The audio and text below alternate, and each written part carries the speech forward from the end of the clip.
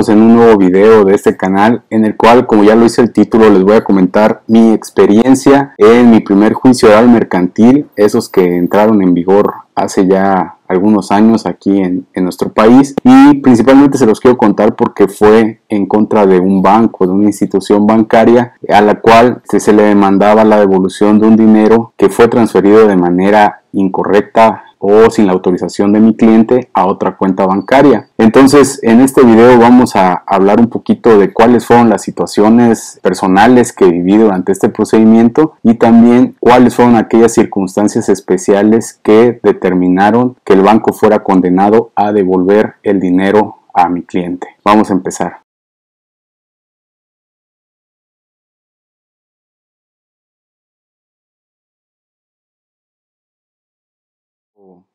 Vamos a hablar un poquito de cómo me sentí, y la verdad es que realmente estaba un poco nervioso cuando acepté a este cliente porque nunca había tenido la experiencia de estar en un juicio donde predominara la oralidad, como es la modalidad de estos juicios orales mercantiles que actualmente ya están en vigor, y por lo tanto también un poco del nerviosismo que tenía era en relación a la otra parte que iba a estar involucrada en el juicio, que en este caso es una institución bancaria, donde pues hace algunos meses estuvo Jorge Campos ahí en una campaña publicitaria tratando de pronunciar bien el nombre como para que se le pudiera reconocer ya con unas iniciales y no con el nombre que anteriormente y durante muchos años habían utilizado. Entonces, ¿cuál fue la situación que originó este juicio? Se los voy a platicar de forma general. Mi cliente es representante legal de una persona moral, la cual contrató el servicio de banca en línea en este banco. Resulta que hace aproximadamente 2 años mi cliente estaba haciendo transferencias bancarias y cuando terminó la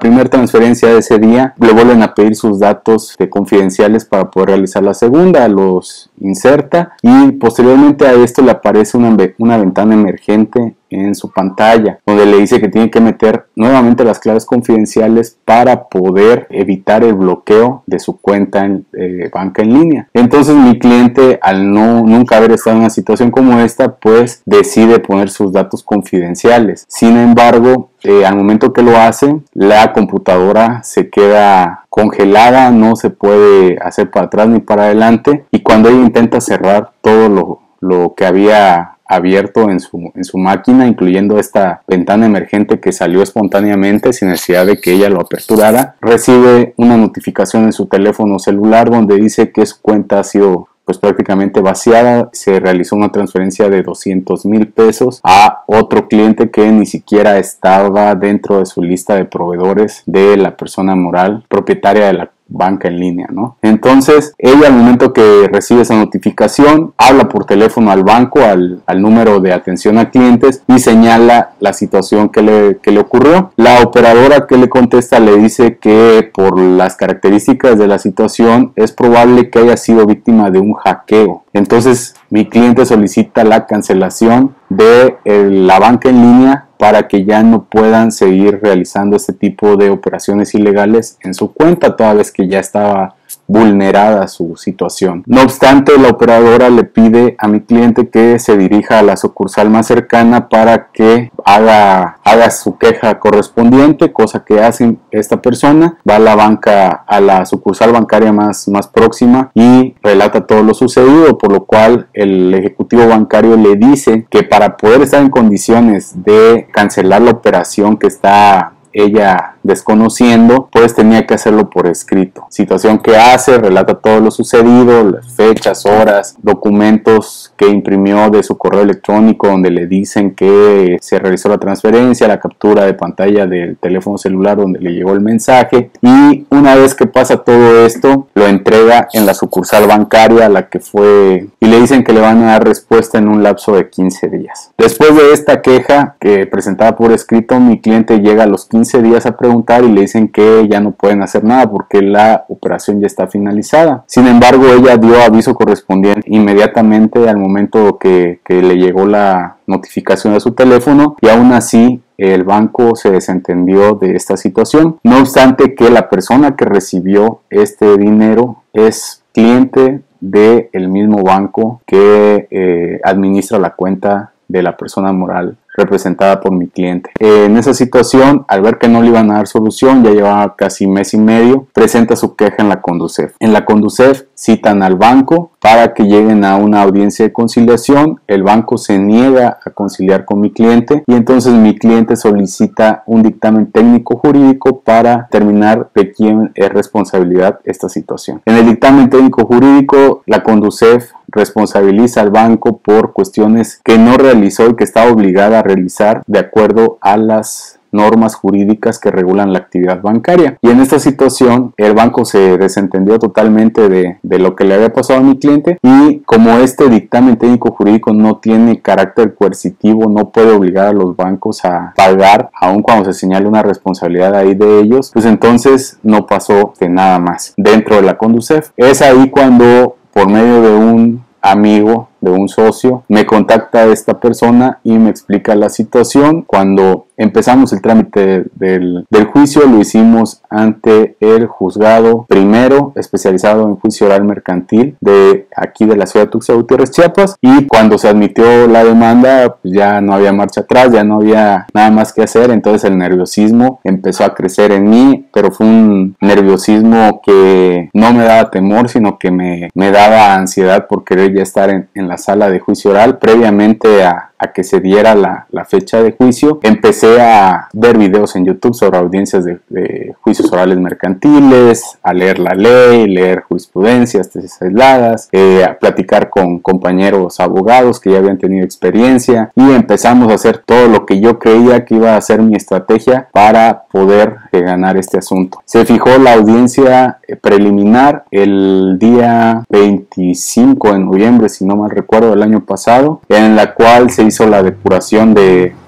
procedimiento, donde se realizaron los acuerdos sobre hechos no controvertidos, los acuerdos probatorios, y realmente fue una experiencia muy grata para mí, porque a pesar de que estaba muy nervioso, también estaba muy emocionado por ver cómo se iba a realizar este primer juicio en el que iba a participar como abogado principal, donde no iba a tener la ayuda de nadie más, donde yo solito me estaba aventando al ruedo. En ese tipo de juicios ya lo había hecho, pero en los juicios tradicionales, los que son escritos, donde la única oralidad se da en la cuestión de alegatos, pero no en este nuevo sistema de oralidad en materia mercantil. Entonces sí fue muy agradable para mí hacer todo esto en la primera audiencia, que fue la preliminar. Sin embargo, sí hubieron, ya después de terminada la situación, me percaté que durante la audiencia tuve algunos pequeños errores que, si bien no eran cruciales, yo siento que pues tampoco son como para flagelarme por haberlos cometido, porque eran errores derivados de la inexperiencia de este tipo de asuntos, ¿no? Entonces, cuando terminó la audiencia, me puse a hacer una recapitulación de todo lo sucedido y empecé a ver qué había fallado, qué era lo que debía haber hecho, etcétera, etcétera, etcétera. Bueno, para no hacerles el cuento muy largo, una de las claves estuvo en que durante la etapa de acuerdos probatorios en la audiencia preliminar, el abogado del banco quería que se declarara como acuerdo probatorio el contrato de banca en línea firmado por mi cliente y por la institución que él representaba. Sin embargo, ese contrato era crucial. ¿Por qué? Porque de ahí me iba a basar para poder obtener una ventaja ya en la etapa de juicio oral. ¿Y a qué me refiero con esto? Que nosotros al momento de presentar la demanda ofrecimos como pruebas la confesional y las demás documentales del expediente que se aperturó en la Conducef. Sin embargo, el abogado del banco ofreció la pericial en informática, ¿no? Y cuando estuve leyendo el contrato y todo, encontré una cláusula ahí que decía que toda la información de las operaciones bancarias de los clientes quedaba resguardada en el computador central del banco. Y fue ahí donde, de acuerdo a lo que dice el Código de Comercio en el capítulo del juicio oral mercantil, en la parte de la prueba pericial, ahí venía que en el desahogo de la vista o en la contestación de la vista, la parte actora puede ampliar la pericial. ¿Y en qué términos ofreció la pericial la parte demandada? Pues en los términos de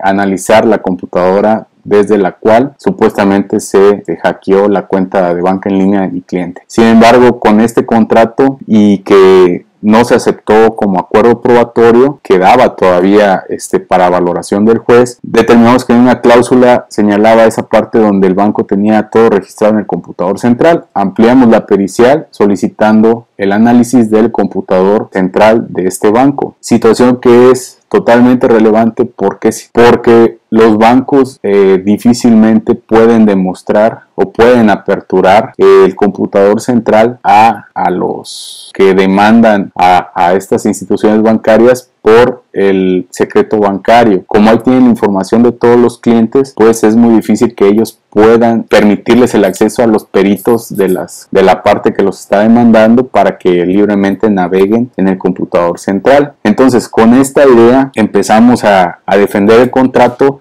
dentro de los acuerdos probatorios, y al final no quedó como acuerdo probatorio, y eso nos sirvió para ampliar la pericial en estos términos que ya les expliqué. ¿Cuál iba a ser la ventaja? Que el banco no nos iba a dar el acceso, y a pesar de que el abogado del banco empezó a dar trabas y que quería que se hiciera de una y otra forma la solicitud ante la matriz que está en la Ciudad de México, el juez lo apercibió que debía de autorizarnos el acceso, y en dado caso de que no nos diera el acceso al computador central, pues entonces se le iba a declarar confeso de todas aquellas posiciones que nosotros hiciéramos al momento de la etapa de juicio oral. Para no hacerles más extenso el video, durante la audiencia de juicio oral se le hizo saber al juez que no tuvimos el acceso al computador central como tal, que la única información que tenía el banco era la fecha de la transferencia, cuando ellos están obligados a tener la dirección IP, los datos confidenciales del cliente que lo realiza, el horario que se realiza, el alta del proveedor que recibe el dinero, y en este caso también mi cliente se le cambió el correo electrónico que estaba destinado para recibir notificaciones de la banca en línea, y ese cambio únicamente se puede hacer de manera presencial en la sucursal, no puede hacerse en internet. Sin embargo, ahí se pudo demostrar también la vulnerabilidad de la plataforma de este banco. Entonces, a pesar de que el abogado del banco metió a su perito, chocamos ahí en varias discusiones durante la audiencia de juicio oral, lo que pasó era que la estrategia que habíamos ideado para este juicio estaba funcionando, tal vez no al pie de la letra por circunstancias que se dieron durante este juicio, pero sí al final la meta se estaba alcanzando, ¿no? ¿Y qué pasó? Que cuando termina la etapa de desahogo de pruebas, más viene la parte de alegatos. Ahí yo hice una recapitulación de todo lo sucedido en las audiencias y con eso solicité la condena al banco. ¿Cuáles fueron las situaciones? Pues más que nada que se hicieron en la etapa de alegatos. En primer lugar, que en la confesional el apoderado legal del banco cayó en contradicciones que eran favorables para la parte actora. En segundo lugar, la negativa de darnos el acceso al computador central de este banco.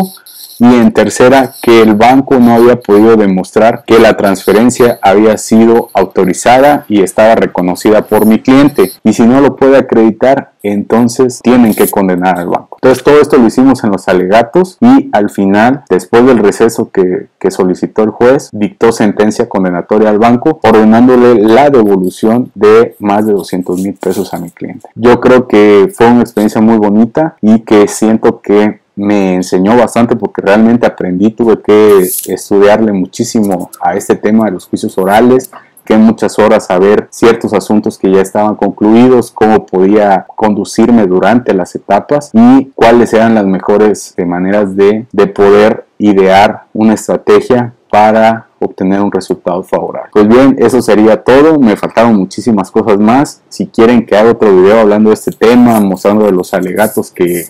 di en la audiencia, de algunas partes de las audiencias como tal, para que puedan ver cómo estuve, porque realmente sí siento que estuve un poco nervioso, titubeante, pues es lógico por ser la primera vez en que estaba en ese tipo de audiencias, pero sí afortunadamente salió todo bien para mi cliente, y la estrategia que ideamos desde un principio, o que ideé desde un principio, pues resultó ser buena porque se llegó al objetivo planteado, que era que ordenaran la devolución de la cantidad de más de 200,000 pesos. Entonces yo siento que pues ahí en los comentarios ustedes pueden poner si quieren más detalles sobre esta audiencia, si quieren más situaciones o quieren que les platique un poquito más de cómo fue todo esto, qué fue lo que hizo el banco, cómo se contrarrestó, y pues claro que sí, con mucho gusto lo podría subir en otro video para platicarles un poco más a fondo sobre esto. Entonces espero que les haya gustado, los invito a que se suscriban al canal, que compartan el video, e igual si quieren alguna asesoría, alguna consultoría relativa a estos temas, si conocen a alguien que esté en una situación igual contra un banco, pues igual pueden ponerse en contacto conmigo para poder asesorarlos, o en su caso poder representarlos en una audiencia de juicio oral mercantil. Nos vemos en el siguiente video. Mi nombre es Ever Espinosa y les agradezco mucho el tiempo que le dedican a verlos. Hasta luego.